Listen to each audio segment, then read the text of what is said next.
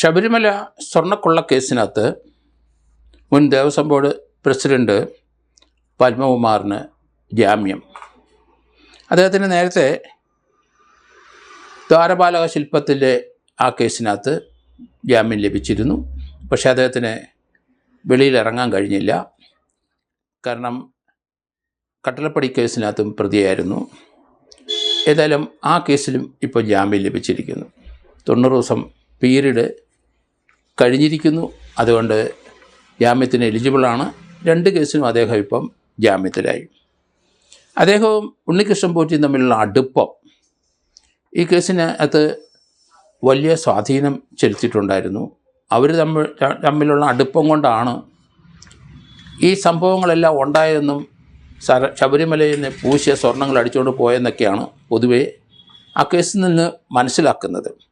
ഉണ്ണികൃഷ്ണൻ പോറ്റിയായിട്ടുള്ള ബന്ധം തീർച്ചയായിട്ടും അത് ഇദ്ദേഹമാണ് ആ ബന്ധം ഉണ്ടാക്കിയതെന്നും പറയുന്നു.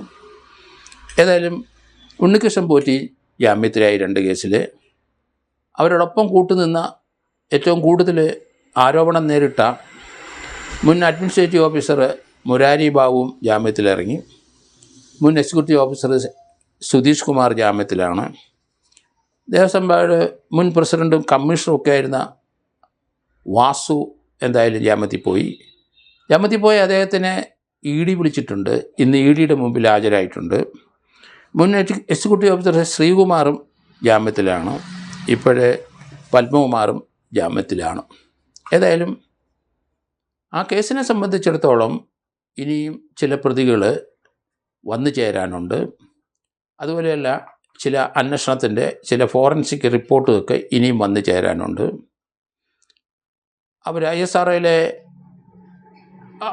അവിടെ നടത്തിയ ഫോറൻസിക് അവരുടെ റിപ്പോർട്ട് അത്ര ഒരു കൺക്ലൂസീവായിട്ട് ചില കാര്യങ്ങൾ എത്താത്തത് കൊണ്ട് അത് അവർ കൂടുതൽ പരിശോധനയ്ക്കായി മെറ്റലർജിക്കൽ പരിശോധനയ്ക്കും മറ്റുമായി അവർ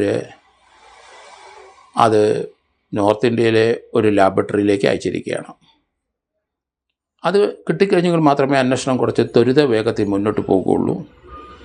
അതിനുശേഷം ഇലക്ഷൻ എന്തായാലും ആ ഇലക്ഷൻ്റെ ടൈമത്ത് അന്വേഷണം അത്ര വേഗതയിൽ മുന്നോട്ട് പോകാൻ സാധിക്കുമെന്ന് കരുതുന്നില്ല. അതുതന്നെ ഇനിയും ചില അറസ്റ്റുകളൊക്കെ ഉണ്ട്. അത് ഈ ഗവൺമെൻറ് കാലത്ത് ഉണ്ടാകുമെന്ന് എനിക്ക് തോന്നുന്നില്ല. അടുത്ത ഈ ഗവൺമെൻറ് തന്നെ വന്നാൽ ഈ കേസിൻ്റെ നീക്കം, ഈ കേസിൻ്റെ പുരോഗതി ഉദ്ദേശിക്കുന്ന രീതിയിൽ മുന്നോട്ട് പോവില്ല എന്നാണ് എനിക്ക് തോന്നുന്നത്. എല്ലാം ഭരണം മാറിയിട്ടുണ്ടെങ്കിൽ കുറച്ചുകൂടെ ത്വരിതഗതിയിൽ കാര്യങ്ങൾ നീങ്ങും എന്ന് തന്നെയാണ് കരുതുന്നത്. ഏതായാലും EDക്ക് മുമ്പിൽ വാസുവിനൊപ്പം തന്നെ പത്മകുമാറും ഉണ്ണികൃഷ്ണൻ പോറ്റിയും ഇവരെല്ലാവരും EDക്ക് മുമ്പിൽ പോകേണ്ടി വരും. കാരണം ഇവരെല്ലാം സമ്പാദിച്ചിരിക്കുന്ന സ്വത്തിനെ അതെല്ലാം പോയി എക്സ്പ്ലെയിൻ ചെയ്യേണ്ടി വരും. അതൊക്കെ അനധികൃതമായി സമ്പാദിച്ചതാണ് എന്ന് തന്നെയാണ് കരുതുന്നത്. വിജിലൻസ് കോടതിയാണ് അവർക്കെതിരായിട്ട് കുറ്റച്ചാർജ് കൊടുക്കുമ്പോൾ അതിൻ്റെ ട്രയൽ നടത്തുന്നത്.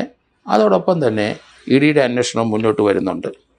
ഏതായാലും ശബരിമലയിലെ ഇതുവരെയുള്ള അന്വേഷണത്തിൻ്റെ പുരോഗതി ഹൈക്കോടതി ഡിവിഷൻ ബെഞ്ച് വിലയിരുത്തുമ്പോഴൊക്കെ കൂടുതൽ കാര്യങ്ങൾ, കൂടുതൽ തട്ടിപ്പുകൾ വീണ്ടും പുറത്തേക്ക് വരുന്ന കാഴ്ചയാണ് നമ്മൾ കാണുന്നത്. അതുകൊണ്ട് ഉദ്ദേശിക്കുന്ന രീതിയിൽ അന്വേഷണം മുന്നോട്ട് കൊണ്ടുപോകാനോ ഉദ്ദേശിക്കുന്ന രീതിയിൽ അന്വേഷണം ഒരു സമയപരിധിക്കുള്ളിൽ നിർത്താനോ കഴിയില്ല.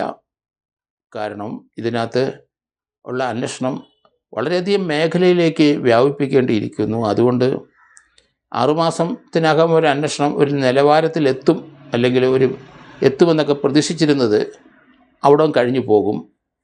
കാരണം 1 വർഷത്തിനുള്ളിലെ അന്വേഷണം പൂർത്തിയാകാനുള്ള സാധ്യതയുള്ളൂ എന്നാണ് ഞാൻ കരുതുന്നത്. കാരണം വളരെ വിപുലമായ രീതിയിൽ ഇനി അന്വേഷണം മുന്നേറാനുണ്ട്. പ്രതികൾ പലരും ഇനിയും വരാനുണ്ട്. അതുകൊണ്ട് ആദ്യം ഒരു ചാർജ് ഷീറ്റ് എനിക്ക് തോന്നുന്നത് ദ്വാരപാലക ശില്പത്തിലേക്ക് കൊടുക്കും. 2ാമത്തെ ചാർജ് ഷീറ്റ് ആയിരിക്കും കട്ടളപ്പടിയിലേക്ക് കൊടുക്കാൻ സാധ്യത. പക്ഷേ ഇത് 2ഉം ചാർജ് ഷീറ്റ് കൊടുത്താലും ശരി, അതിന് തൊട്ട് മുമ്പ് ഫോറൻസിക് റിപ്പോർട്ട് നോർത്ത് ഇന്ത്യയിൽ നിന്ന് വരണം. എങ്കിൽ മാത്രമേ ഒരു കൺക്ലൂഷനിലെത്താൻ ഒക്കുള്ളൂ ഈ അന്വേഷണ സംഘത്തിന്. ഏതായാലും ഹൈക്കോടതിയുടെ അടുത്ത നീക്കം എന്താണെന്ന് നമുക്കറിയത്തില്ല. ദേവസ്വം ബോർഡിൻ്റെ ബെഞ്ചിൻ്റെ മുമ്പിൽ ഈ അന്വേഷണ ടീമിനെ നന്നായിട്ട് വിശ്വസിച്ചാണ് ദേവസ്വം ബോർഡ് ബെഞ്ച് മുന്നോട്ട് പോയത്. അങ്ങനെയുള്ള നിഗമനങ്ങളും ഡയറക്ഷൻസൊക്കെ അവർക്ക് ലഭിച്ചുകൊണ്ടിരുന്നു. എന്നാൽ ചിലരെ അറസ്റ്റ് ചെയ്യാൻ SIT മടിക്കുന്നു എന്നുള്ള വാർത്തകൾ പുറത്തേക്ക് വരുന്നുണ്ട്. കോടതി അതേപ്പറ്റി പ്രതികരിച്ച് കണ്ടിട്ടില്ല. എന്തായാലും ഇനിയുള്ള അന്വേഷണം കുറച്ച് മന്ദഗതിയിലേ മുന്നോട്ട് പോവുകയുള്ളൂ. കാരണം ഇലക്ഷൻ കഴിഞ്ഞ ശേഷം മാത്രമേ ഇനി ഈ കേസിൻ്റെ കുറ്റചാർജ് കൊടുക്കാൻ കഴിയുള്ളൂ എന്നാണ് ഞാൻ കരുതുന്നത്.